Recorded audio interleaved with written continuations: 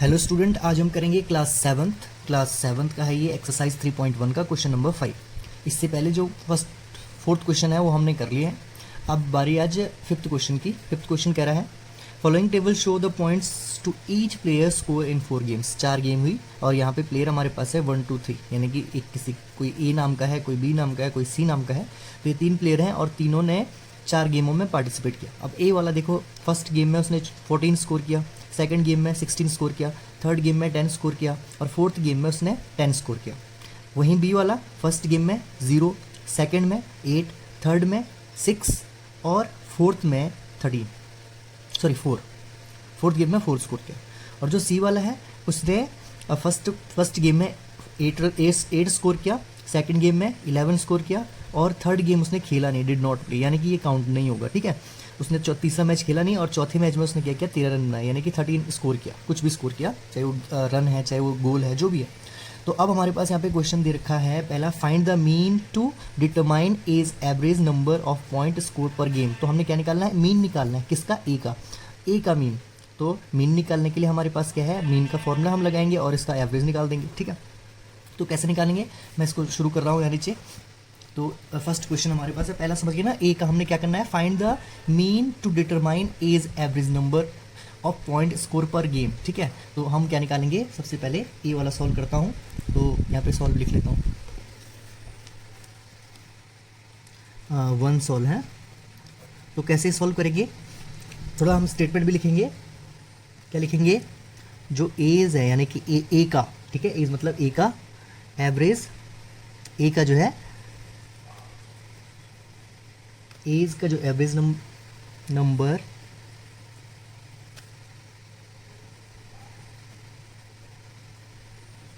As average number of point scored per game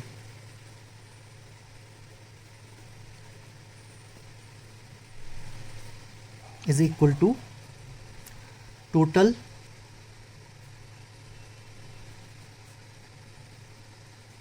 points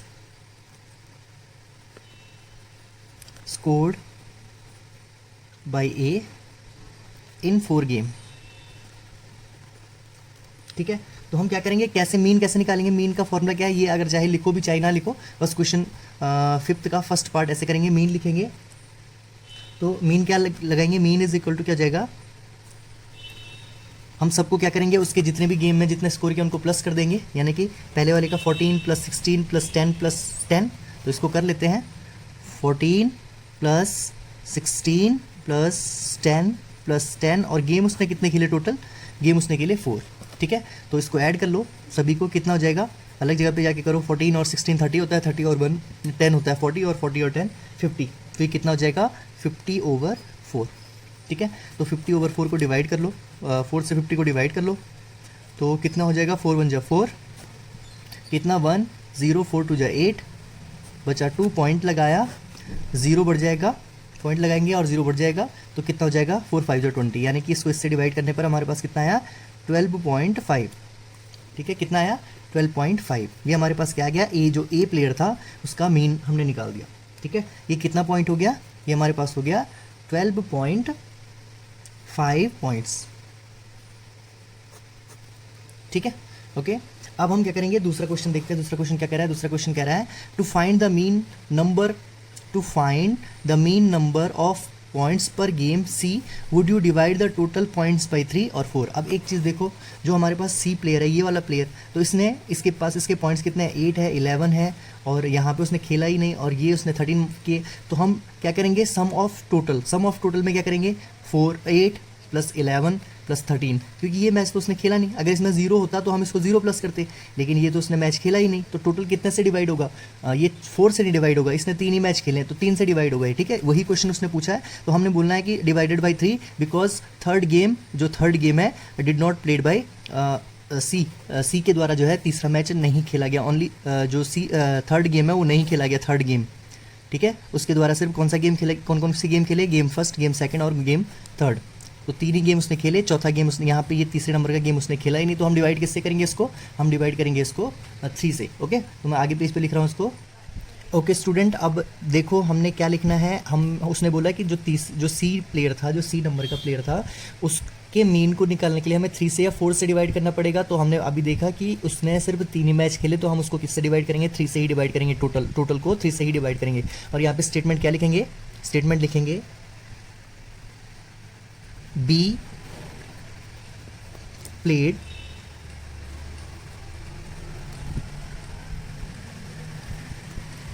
played only 3 games. B ने क्या किया? 3 games खेले only. ठीक है, तो हम लिखेंगे to find the mean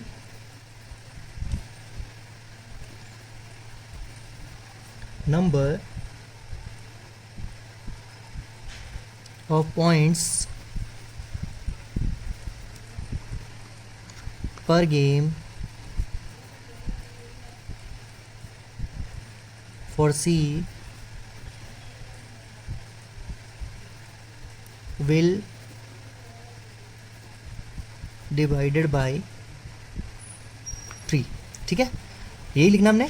we played only 3 games. ठीक है, वी ने सिर्फ 3 ही गेम्स खेले, तो इसलिए हमें क्या करना पड़ेगा? उसका मीन निकालने के लिए to find the mean number of points per game for C will divided by 3। उसने पूछा था 3 से डिवाइड करेंगे या 4 से डिवाइड करेंगे, तो हमने लिखना है 3 से डिवाइड करेंगे। ठीक है, तो इसलिए हम उसका, अगर हमें उसका मीन निकालना होगा तो उसका मीन निकालने के लिए हमें उसको क्या करना पड़ेगा? 3 से डिवाइड करना पड़ेगा। ठीक है, अब हम पढ़ते हैं इसका थर्ड पार्ट।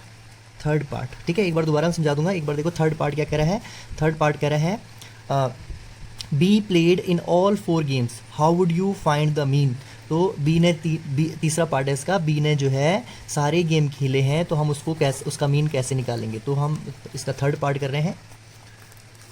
तो हम लिखेंगे सॉरी ये सी था, ये यहाँ पे सी था, है थर्ड क्वेश्चन था सी। सेकंड का ये सेकंड पार्ट है, यहाँ पे बी नहीं होना था, सी था, इसी के लिए ये केस था। ठीक है, अब थर्ड है। वो कह रहा है, क्वेश्चन हमने एक बार पढ़ लेते हैं दोबारा। क्वेश्चन क्या कह रहा है? क्वेश्चन कह रहा है be played in all 4 games, how would you find the mean. तुम उसका मीन कैसे निकालोगे? ठीक है, तो इसका आंसर कैसे लिखेंगे? B played in all the 4 games, be played in all the 4 games, so we will divide the total,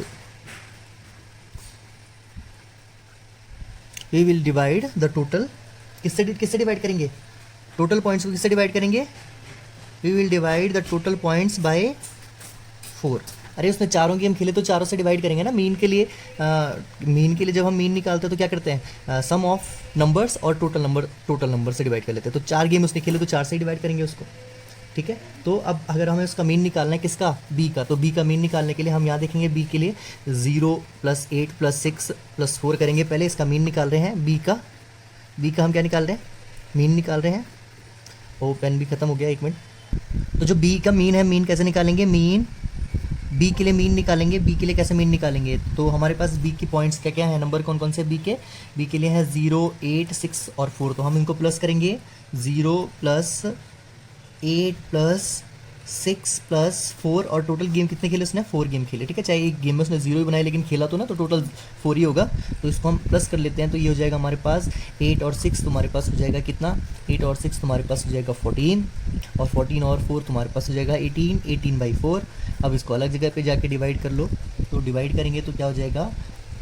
18 / 4। तो इसको डिवाइड कर लो, 4 4 जा हो जाएगा 16।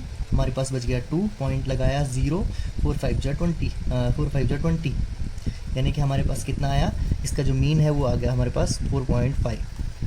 ठीक है, तो हम लिखेंगे जो इसका मीन है वो है 4.5 पॉइंट्स। ठीक है, तो ये हमारे पास क्या हो गया? ये हो गया थर्ड क्वेश्चन। अब इसका फोर्थ पार्ट कह रहा है who is the best performer. तो बेस्ट परफॉर्मर कौन है? ए का भी हमने मीन निकाल दिया। ठीक है, ए के लिए मीन ये आ रहा है। बी का हमने मीन नहीं निकाला, बी के लिए बस यही पूछा था कि बी के लिए आप ये पूछा था कि सॉरी बी का हमने मीन निकाल दिया, बी का मीन हमारे पास आया 4.5 आया, लेकिन सी का मीन नहीं निकाला। सी के लिए सिर्फ हमने यही निकाला सी के लिए कि वो किससे डिवाइड होगा, टोटल नंबर किससे डिवाइड होगा, क्योंकि उसने 3 ही गेम खेले थे। अब हम क्या करेंगे, पहले हमें बेस्ट परफॉर्मर निकालने के लिए, बेस्ट परफॉर्मर जानने के लिए हमें पहले सी के लिए भी मीन निकालना पड़ेगा। तो सी का जो मीन होगा, सी प्लेयर का जो मीन होगा वो क्या होगा, पहले उसके प्लस कर देंगे सी के लिए। तो हमारे पास हो जाएगा 8 + 11 + 13, ठीक है, क्योंकि जो सी के जो पॉइंट्स थे वो क्या थे, 8 + 11 प्लस ये तो जीरो करेंगे नहीं, +13 करेंगे, इसको छोड़ देंगे, ठीक है। तो हमने यहाँ पे भी ऐसे ही किया और डिवाइडेड बाई, इसने 3 ही गेम खेले थे, यहाँ पे भी हमने लिखा था कि 3 से ही डिवाइड होगा, तो 3 से ही डिवाइड करेंगे इसको, ठीक है। तो अभी हो जाएगा हमारे पास 11 और 8 19 हो जाएगा, 19 और 10 तो हमारे पास हो जाएगा 29, 29 और 3 तो हमारे पास हो जाएगा 32। करके देखो, 11 + 13 + 8 तो 8 और 3 12, सॉरी 11 और 1 12, कैरी 1 1 1 2 3 32 आ रहा है, 32/3। तो इसको डिवाइड कर लो, तो डिवाइड करेंगे इसको, 3 / 32, 3 से 32 को डिवाइड करना, 32 इज डिवाइडेड बाई 3, तो 3 1 3 हो जाएगा, ठीक है। और सीधे 3 का टेबल बोलो, 3 10 30 हो जाएगा, बच्चा 2 पॉइंट लगाया 0 और 3 3 6 18 हो जाएगा, बच जाएगा हमारे पास कितना बच जाएगा हमारे पास 2, ठीक है। तो इस तरह से ये फिर पॉइंट लगेगा, 0 बढ़ेगा, 6 6 आता रहेगा। तो अब हमें एक चीज़ पता है कि ए की जो मीन है, ए के लिए मीन हमारे पास कितना आया, ए के लिए मीन आया हमारे पास 12.5, बी का जो मीन है वो हमारे पास है 4.5 और जो सी का मीन है वो है 10.66, ठीक है, 66 बार भी लिख सकते हो। तो ये इसके मीन्स है। तो बताओ कि इनमें सबसे बेस्ट परफॉर्मर कौन है जिसका मीन हाईएस्ट आएगा। तो हम लिखेंगे इस जो हमारे पास चौथा क्वेश्चन कह रहा है, चौथा इसका पार्ट है, चौथा पार्ट कह रहा था who is the best performer. तो बेस्ट परफॉर्मर कौन होगा, बेस्ट परफॉर्मर के लिए क्या लिखेंगे, ए जो है, A is the best performer, ठीक है। हम लिखेंगे A is the best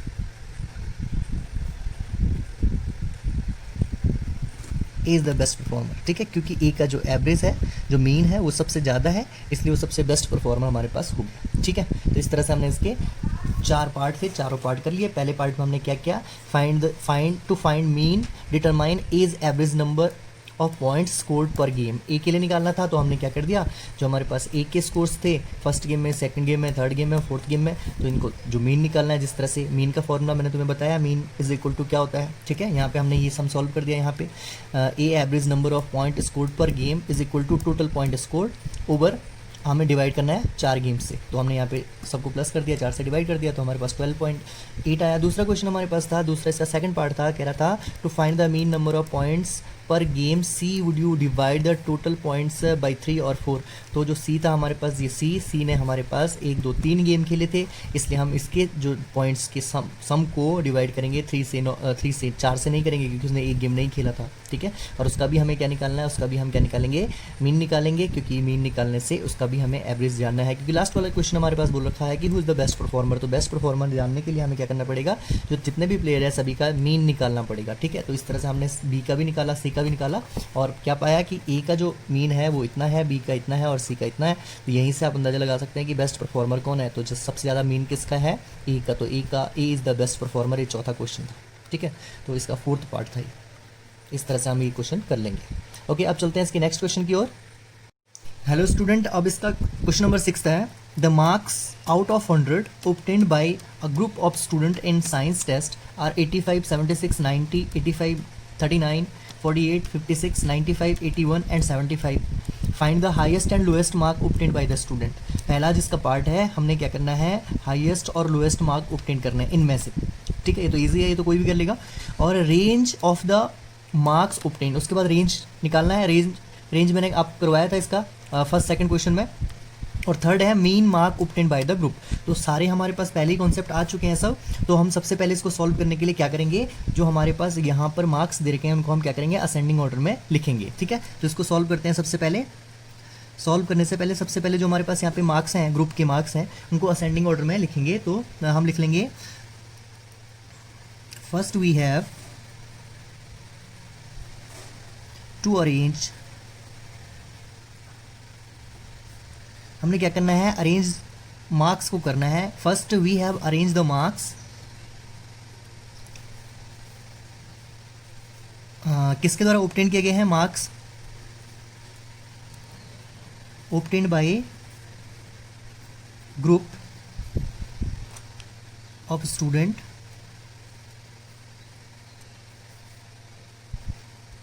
in science test, है ना। ये चाहे लिखो चाहे ना लिखो, सीधे सीधे हम क्या करेंगे, अरेंज करेंगे मार्क्स को असेंडिंग ऑर्डर में। तो असेंडिंग ऑर्डर में यहाँ से लगाएंगे इनको। सबसे छोटी डिजिट हमारे पास कौन सी है इसमें? आप देख सकते हो सबसे छोटी डिजिट हमारे पास है 39, है ना। इस तरह से हमने इसको अरेंज करना है। तो सबसे पहले हमारे पास है 39, उसके बाद अगली वाली हमारे पास है 48, उसके बाद अगली हमारे पास इस तरह से असेंडिंग ऑर्डर में इसको करते जाना है। असेंडिंग मतलब बढ़ते हुए क्रम में, सबसे छोटी पहले फिर बाद में बड़ी, इस तरह से बड़ी बड़ी करते मैं इसको कर लेता हूँ। उसके बाद 56 है, 75 है, उसके बाद 75 के बाद 76 है, 76 के बाद हमारे पास है 81 के बाद हमारे पास क्या है 85 यहाँ भी 85 है और यहाँ भी 85 है। तो 85 को 2 बार लिखेंगे, ठीक है। 85 ऐसे नहीं कि 85 एक ही बार लिखेंगे, दोनों बार लिखेंगे 85। और उसके बाद 85 के बाद हमारे पास है 90 और 90 के बाद हमारे पास है 95। इस तरह से हमने इनको क्या कर दिया, अरेंज कर दिया, किसमें? असेंडिंग ऑर्डर, ठीक है। तो हमने क्या करना है, highest and lowest mark obtained by the student. तो हाईएस्ट मार्क कितने हैं हमारे पास? 95 और लोएस्ट मार्क्स हमारे पास कितने हैं? 39, ठीक है। तो हम लिखेंगे द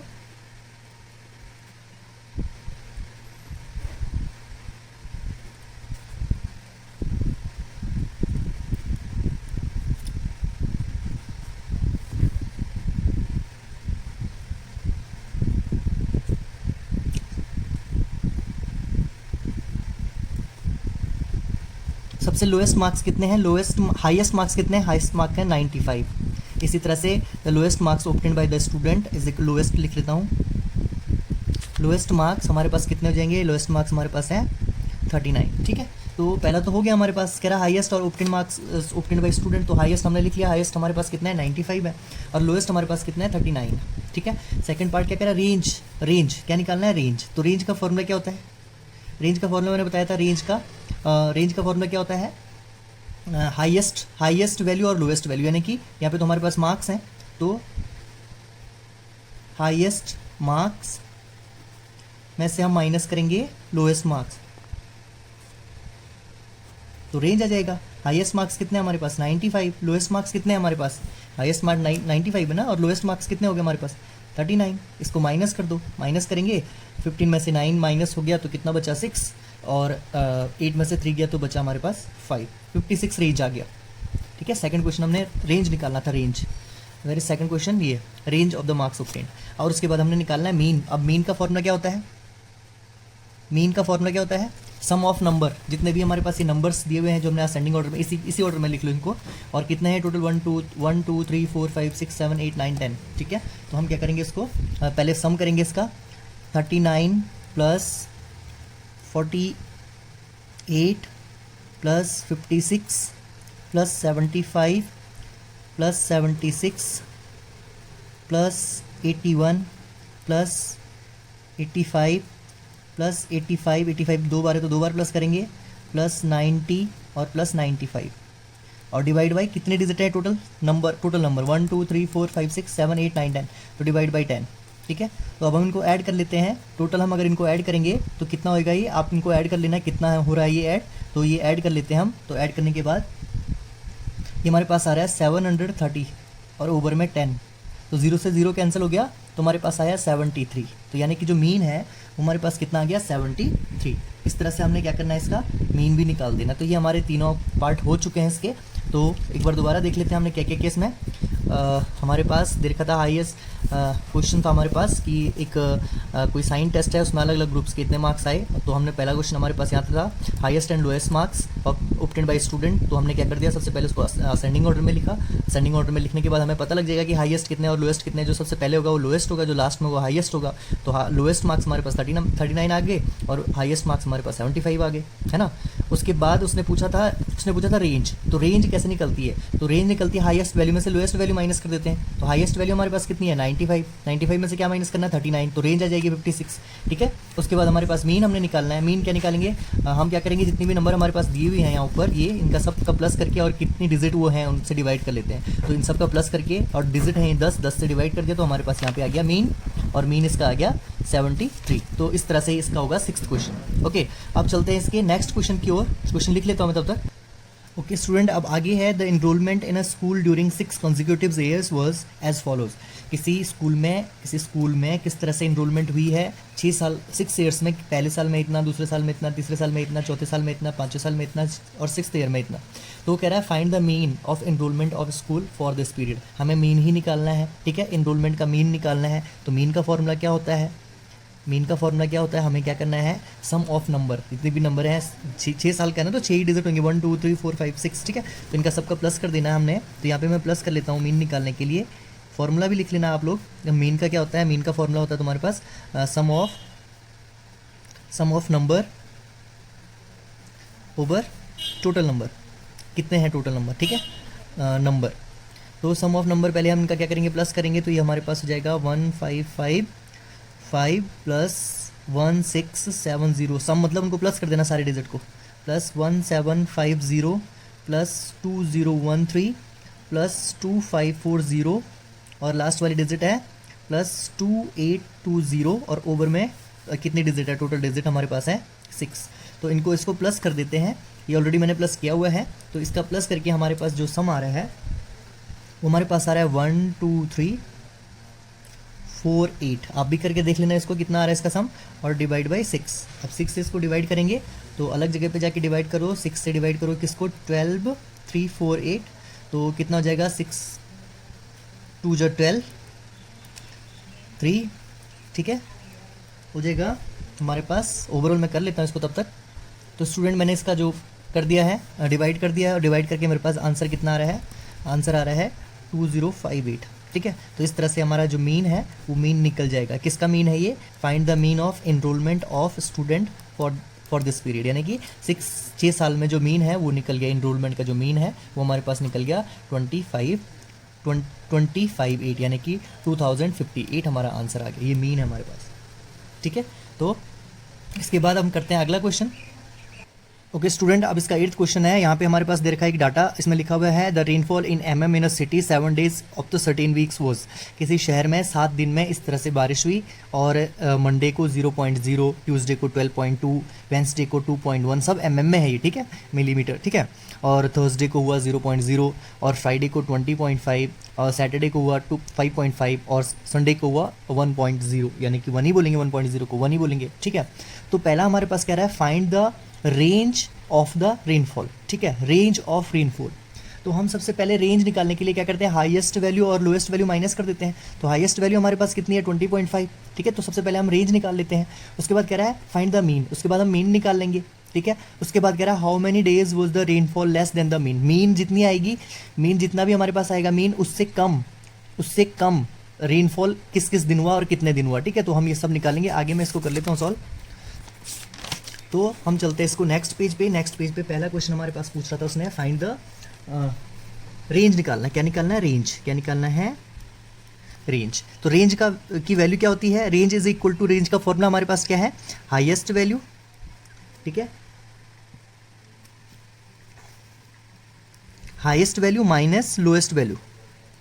तो हाईएस्ट वैल्यू हम अगर पीछे टेबल में जाके देखेंगे तो हाईएस्ट वैल्यू हमारे पास कितनी है, हाईएस्ट वैल्यू कितनी है 20.5। इससे ज़्यादा तो कोई है नहीं ना, हाईएस्ट वैल्यू ये है। और लोएस्ट वैल्यू कितनी है 0.0। तो रेंज कैसे निकालेंगे हम, हाईएस्ट माइनस लोएस्ट। तो हाईएस्ट हमारे पास हो गया कितना 20.5। कितना है हाईएस्ट हमारे पास 20.5, और उसमें से माइनस करेंगे 0.0। तो हमारे पास आंसर कितना आएगा, अगर हम 20.5 में से 0.0 माइनस करेंगे तो सेम ही रहेगा। तो 0.5 हमारे पास क्या आ गई, रेंज। ठीक है, तो रेंज हमने निकाल दी यहाँ से। ओके, दूसरा क्वेश्चन उसने क्या बोला था, दूसरा क्वेश्चन कर रहा था find the mean of rainfall. हम निकालना है हमने मीन। अब मीन का फॉर्मूला तो पता ही होगा। ठीक है, मीन का फॉर्मूला क्या होता है, सम ऑफ ऑल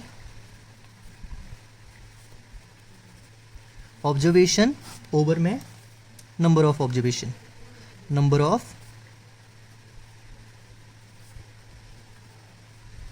ऑफ ऑब्जर्वेशन। तो सम ऑफ ऑब्जर्वेशन यानी कि सबको हमने प्लस करना पड़ेगा। किस किस को प्लस करना पड़ेगा? जो भी हमारे पास पीछे है सब 0.1, उसके बाद प्लस 12.2, उसके बाद 2.1, उसके बाद हमारे पास है 0.0, उसके बाद प्लस करना पड़ेगा 20.5, उसके बाद प्लस करना पड़ेगा 5.5 और 1, 5.5 प्लस 1.0। और ये कितने दिन का है? टोटल नंबर ऑफ ऑब्जर्वेशन कितने में से हो रहा है? 7 डेज़ का हो रहा है। तो इसको प्लस करके इसको आपने सबने प्लस कर लेना है। पॉइंट्स वाले किस तरह से प्लस होते हैं वो आपको आता होगा, इजीली हमने इसको प्लस कर लेना है। वैसे मैंने ये पहले से प्लस करके रखा है। तो ये हमारे पास प्लस है 41.3 और ओवर में 7। अब इसको 7 से डिवाइड कर लो। तो 7 से डिवाइड करेंगे तो अलग जगह पे जाके डिवाइड कर लो। 41.3 इज 3 डिवाइड बाई 7। तो 7 7 जो 49 ज़्यादा हो रहा है, 7 6 जा 42 ज़्यादा हो रहा है। तो कितनी बार में होगा? 7 5 जा कितना होता है? 35। कितना बचा? 6। अब पॉइंट ऊपर चले जाएगा, 3 नीचे जाएगा। 7 9 जा 63।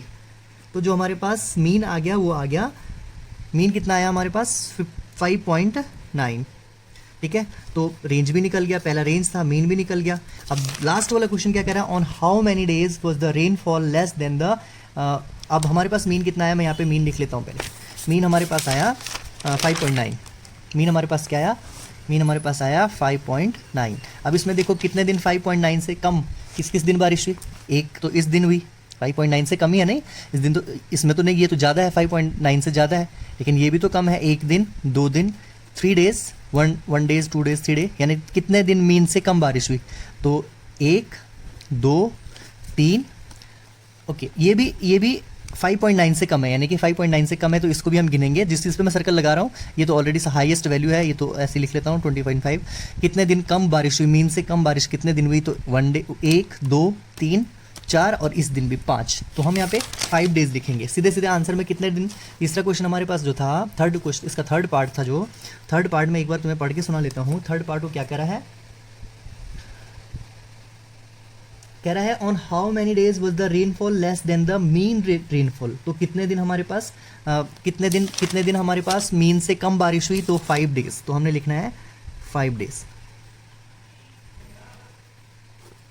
ठीक है, तो तीनों के इसके आंसर्स हो गए हैं। ठीक है, अब अगली वीडियो हम बनाएंगे कल, तब तक आप इनको सॉल्व करें। Okay, thank you.